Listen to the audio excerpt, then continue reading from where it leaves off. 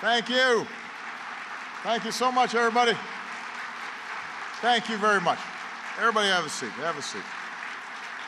Thank you very much. Thank you. Well, thank you for that introduction, Elliot, and your service. Thanks to all of my members of the Cabinet who are here today, and welcome everybody who is here as well as joining us online.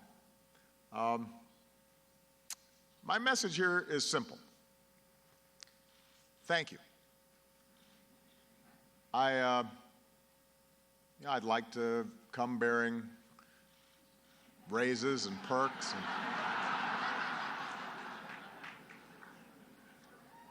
But I can't. But what I can do is tell you how important you are, not just to me, but to the country.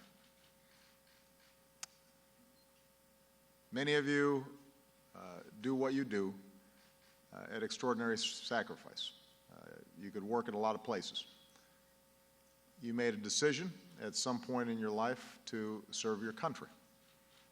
Your country is stronger because you made that decision. You keep America running. Our airports, our embassies, our financial system. You take care of our troops and their families. You do it without fanfare. In fact, doing your job right often means nobody hears about you. They only report when something goes wrong. Or when there's a shutdown and suddenly somebody notices, oh, we need that, and nobody's doing it. And in recent years, it's gotten more challenging for so many of you. You work under tough circumstances, whether it's sequestration, pay freeze, shutdown, and more importantly, a political climate where folks too often talk down government for cheap applause.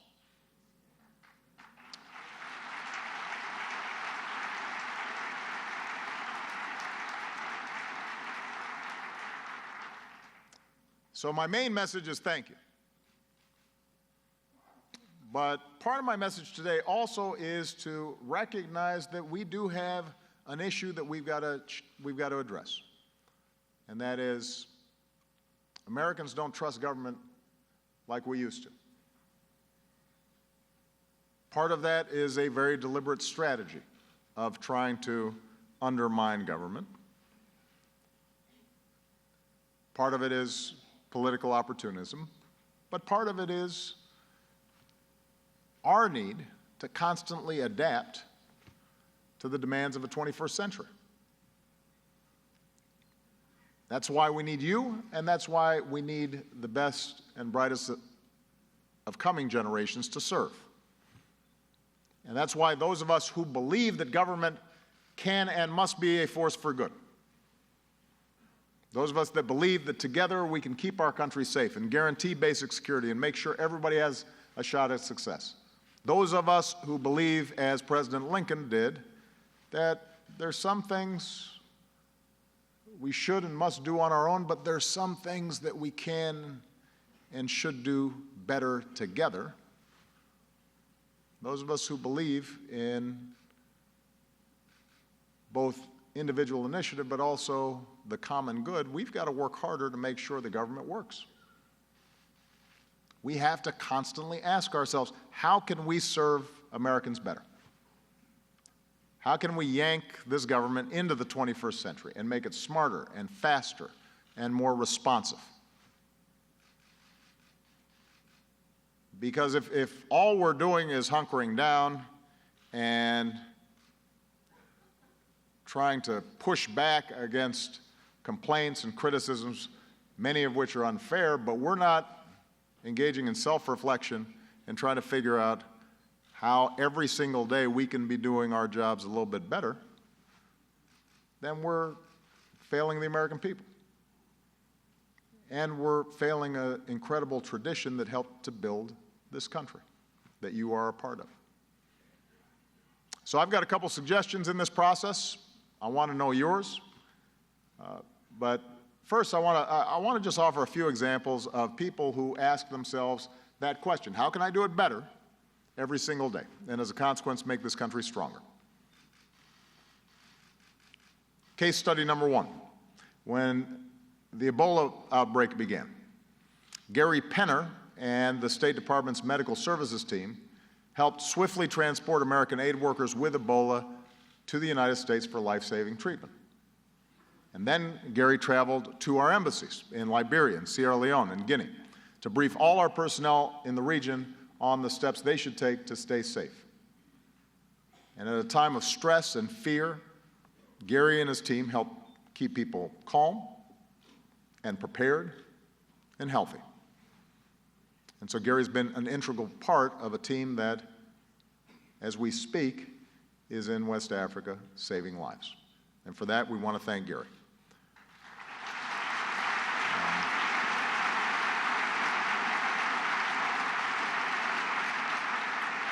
Example number two, we work with the international community to destroy Syria's declared chemical weapons, which have made the region and the world safer. And it was Kevin Tokarski's job to help get those stockpiles out of Syria and onto a ship so they could be taken away and destroyed. You probably never heard of Kevin's team at the Transportation Department. That's what happens when you do your job well. Fortunately for the world, they did their job well, and we thank you, Kevin, for not making news and getting those chemical weapons out.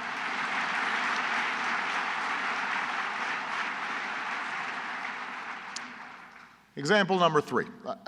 Although everybody here, is doing remarkable work, let's face it, usually what we do isn't rocket science, unless it is.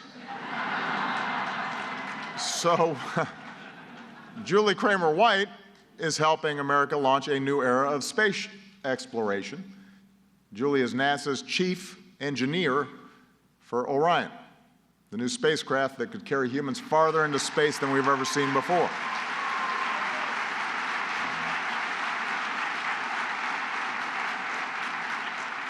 I'm sure you were all as proud as I was to see Orion's first successful flight test last Friday. America was already the first nation to land a rover on Mars. When an American is the first human to set foot there, we'll have Julie and her team to thank. And, at that point, I'll be out of the presidency, and I might hitch a ride. So thank you, Julie, for your great work.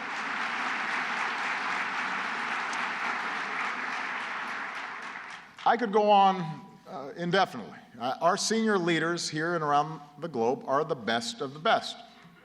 I have to tell you, by the way, increasingly we're attracting folks from the private sector to come and work with us and help brainstorm with us around issues. And it always amuses me when they have been around here for a while and they report back to me, wow, these people are really smart. They really work hard. Yes. It shouldn't surprise you, but it's a testament to the fact that too often you don't get that notice.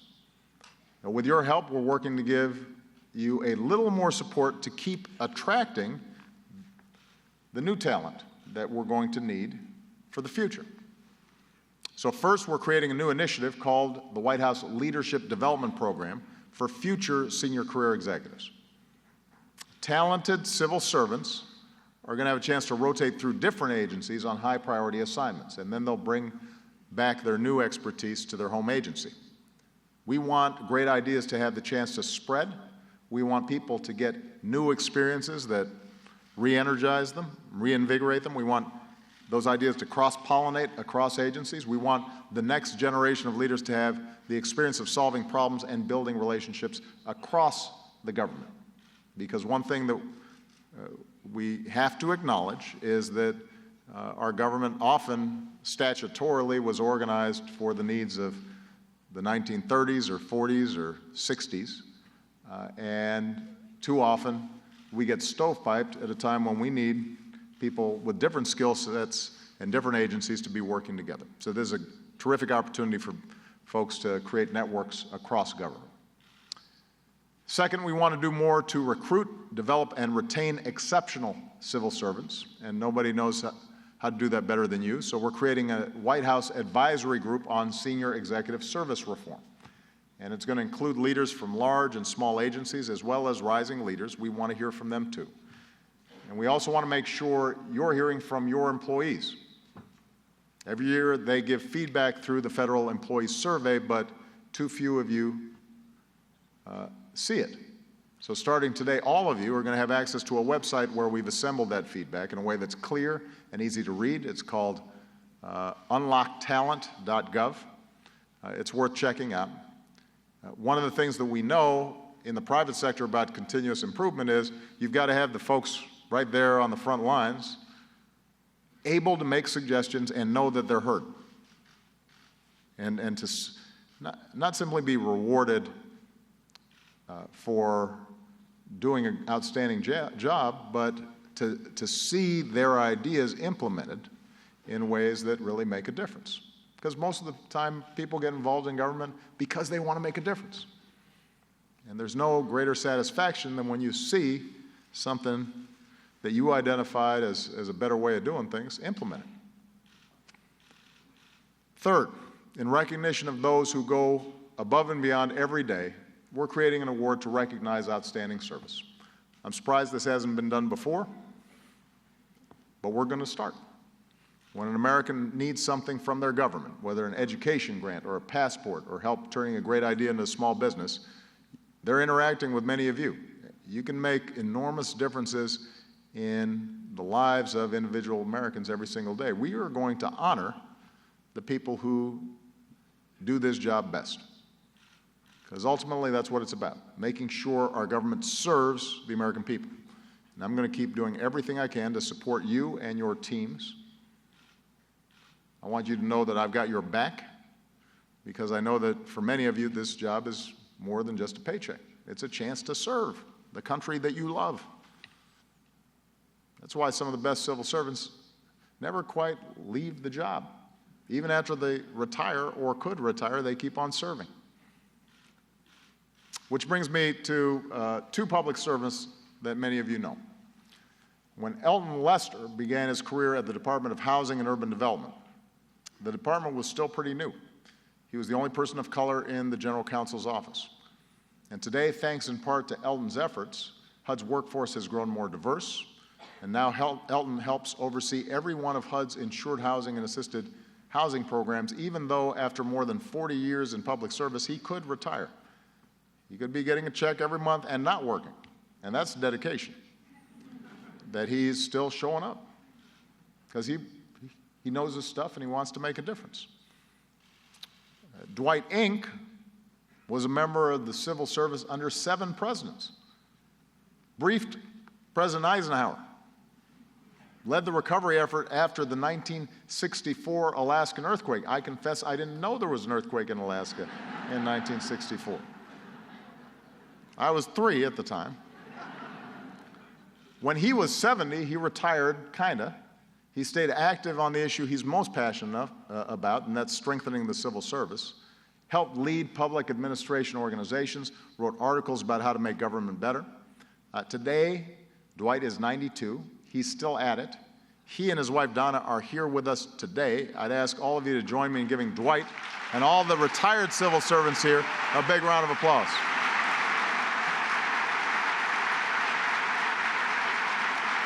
There's Dwight back there.